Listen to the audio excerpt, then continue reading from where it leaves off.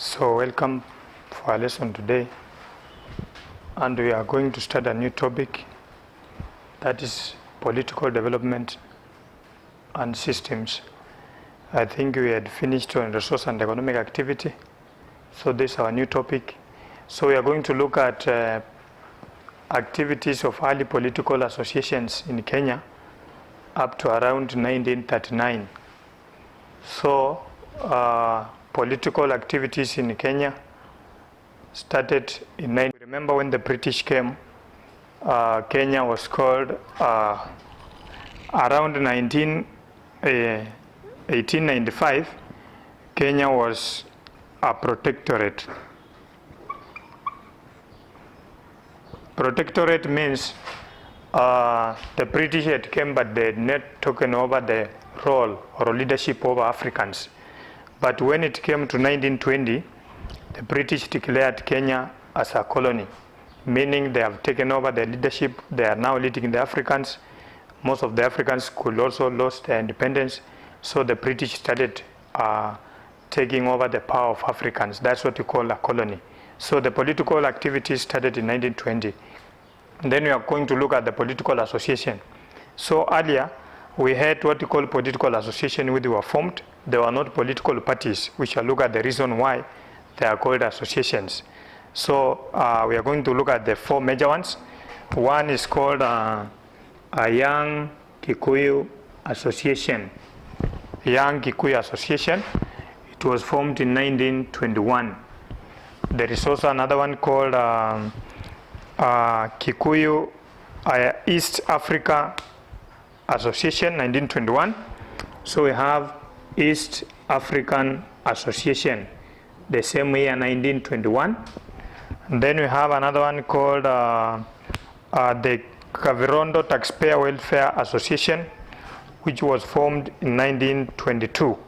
So Kavirondo Taxpayer Welfare Association, it was formed in 1922.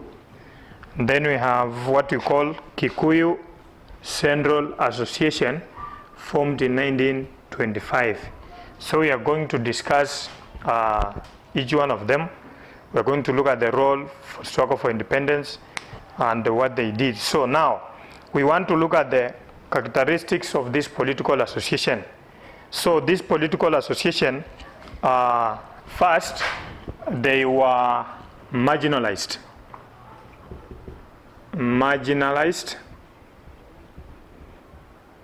or they came from one region. So this political association, characteristic number one, they were formed by communities from one region. For example, if it's Nyanza, if it's central Kenya, if it's northeastern, talk about the Rift Valley region, western Kenya, those are the regions I'm talking about. So that it is. And then number two, they fought for welfare. They mainly fought for social welfare of the Africans. Like they wanted Africans to be paid more wages on their farm, on their work. They also wanted Africans to live good conditions in the areas where they're working. So those are what we call the social welfare of Africans. So those are the characteristics of this association. So we are going to look at Kikuyu Central Association.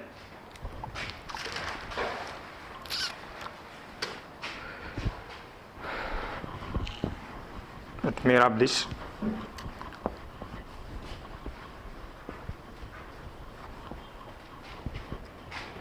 So let us start with the East African Association. East African Association. East African Association.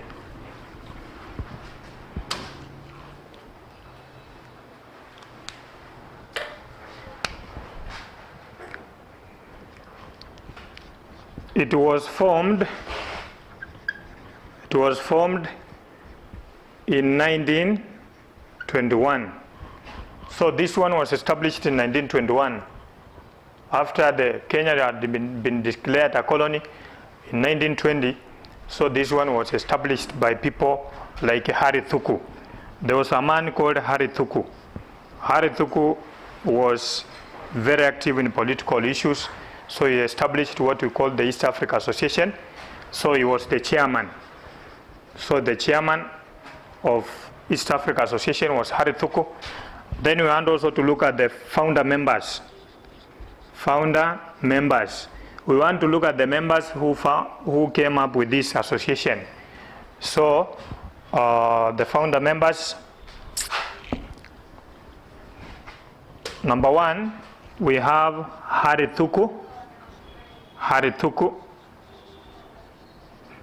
We have said this is the chairman, was the chairman. Harry Thuku was the chairman. So, as we have said, then there was another person called I.M. Ismail.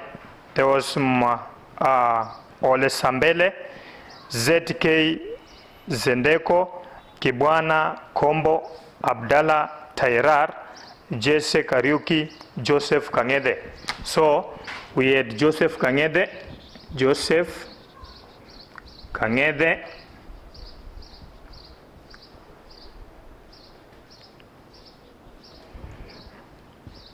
Tairar, Jesse Kariuki,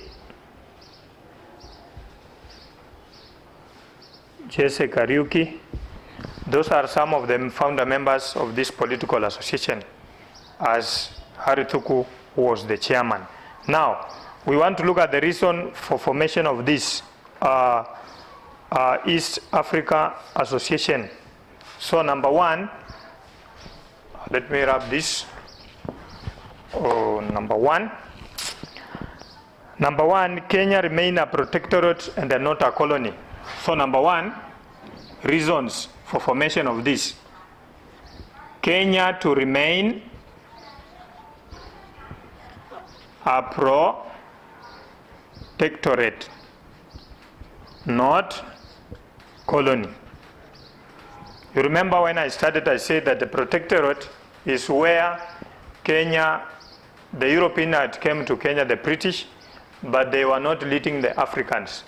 But when it became a colony, the British started leading the Africans. Some of the Africans lost their independence. So one of the reasons why East Africa Association wanted was Kenya to remain a protectorate, not a colony, not to be led by the European. Then number two, all races to be allowed to vote and vie for elective seats.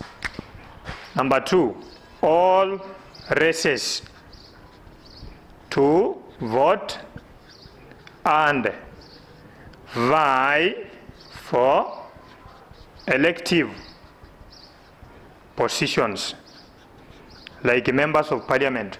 So these people wanted that all races, and when you talk about races, and then we are looking at the Africans, we are looking at black people, the Africans, then we had the Asians, then we have the whites. Whites are now the British or the Europeans. And when we talk about the Asian, we are looking at the Indians, the Japanese, and so on. So this association wanted that all races to participate in voting, then also to be elected to areas which they should represent, like in the National Assembly or Legislative Council. So that it is. And then number three, abolition of hard tax paid by Africans only. So number three, abolition of hard tax which was paid by only Africans. Hard tax, hard is a small house. So the European could come in your house, then they demand for pay. And remember we have said European colonization had many negative effects to Africans. You could work, Africans could work on European farms, but they were paid low wages. Maybe you have worked throughout the day and then you get 100 shilling. 100 shilling, very early in the morning, the chiefs are on the door. They want tax to the government, maybe 40 shillings. So you can tell me that there was a problem. So there was a need for abolition. Abolition is the end. This association did not want hard tax which was paid by the Africans only. And then another one, the end of forced labor. So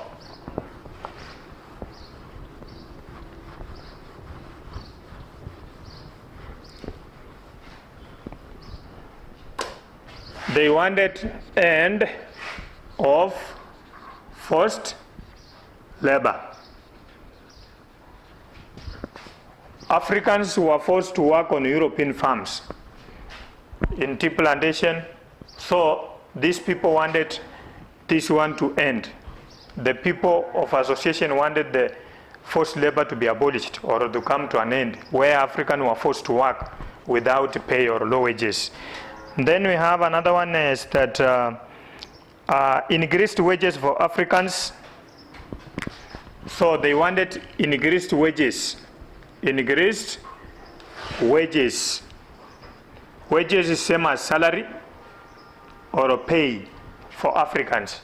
Africans were working at a very low payment. So this association wanted Africans to be paid more for their work. So that is what you call the wages. Wages is another name of salary, which you used to get after working for somebody. So and then also selling of African animals or cattle to be stopped. Yeah, the European could come, then they take over the animals of the Africans like cattle, then they sell them by force. So this association demanded that this should come to an end, where the Europeans sell the animals for the Africans without conscience or forcefully. So they wanted the end of that selling of animal of Africans. And then we have abolition of identification card. Another one, abolition of identification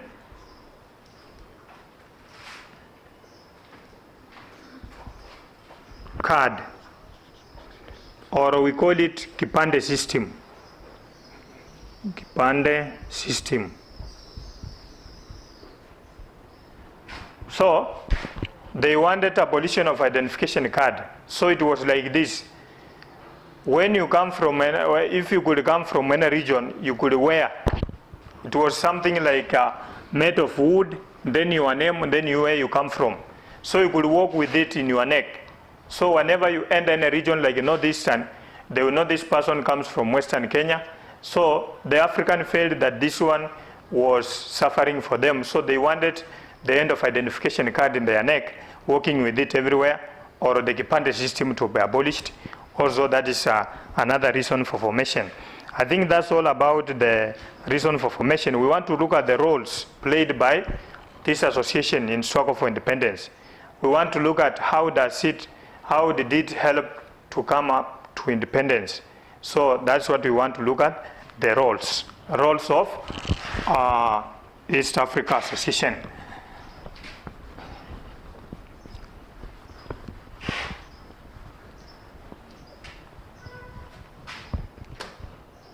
Number one, roles of East Africa Association in the struggle for independence.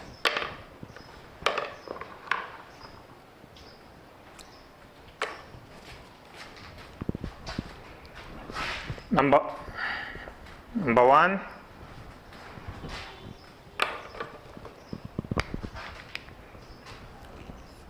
one, educated Africans on their rights. So these people or the association used to educate Africans on their rights. They educated Africans to demand for their wages. They educated Africans to demand for their rights from the Europeans. So that is role number one. We can see that when Africans knew their rights, they started demanding for them. Then at the end of the day, we can see as this went on, at the end of the day, we were able to fight for independence. So that's number one. Number two, organized rallies and united Africans. Rallies are meetings. So they organized rallies in the United Africans to demand for their rights, to demand for their lands, to demand for what they needed, increased wages, good working condition, and so on. So that is number 2. Then number 3,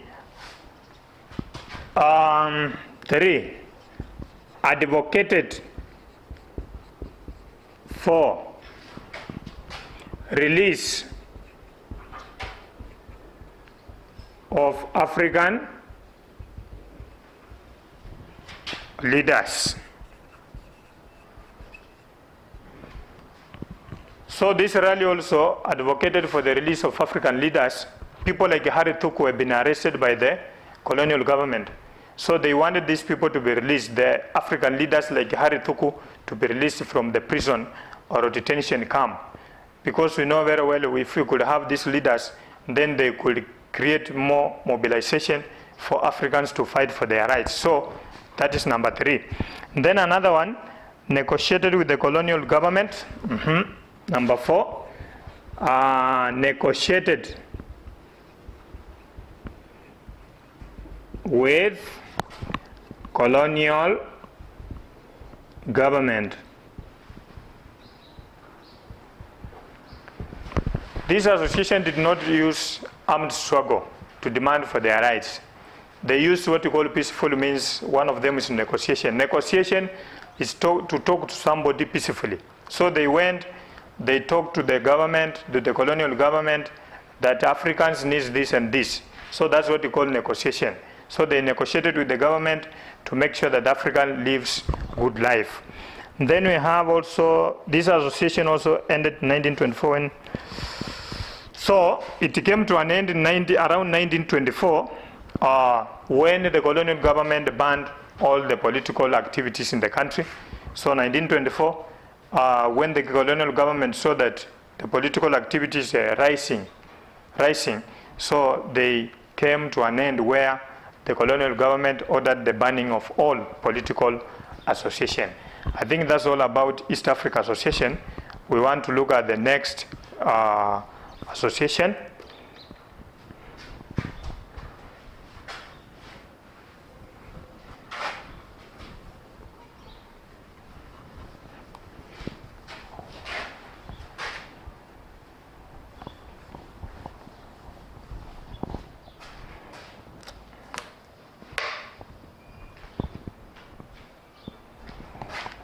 So we have what we call Young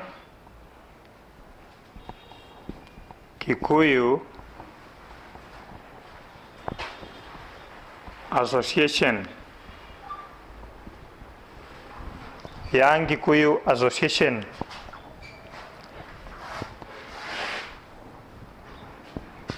So it was formed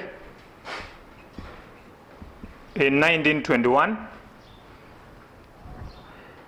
It was formed in 1921. Founder members, those who formed it was Harry Thuku. You can see Harry Thuku and others. And other people, we talked about Joseph Kangede, Tairar, Sembele, and so on. So Harry Thuku came also, they formed this one, this political party, 1921 again, with the other members who formed earlier, the East Africa Association. Then we want to look at the reasons why it was formed. Number 1, reasons why it was formed. Number 1, return of African lands.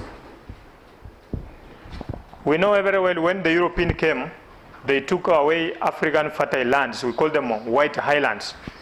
Then they established farming by the settlers. So this association demanded that the African land which were taken away by the European settlers to be returned back to the Africans. So we can say that the same point, they demanded for African land. So demands are just those problems they are addressing. They wanted African land to come back. And then taking of land by Europeans, we call it land alienation. To alienate is to take somebody's property. So land alienation means taking African land. So we say after they have taken the land, this political association demanded that they want the African lands to be returned back. So we can say they were against, or they demanded for political leadership. Number 2, political leadership.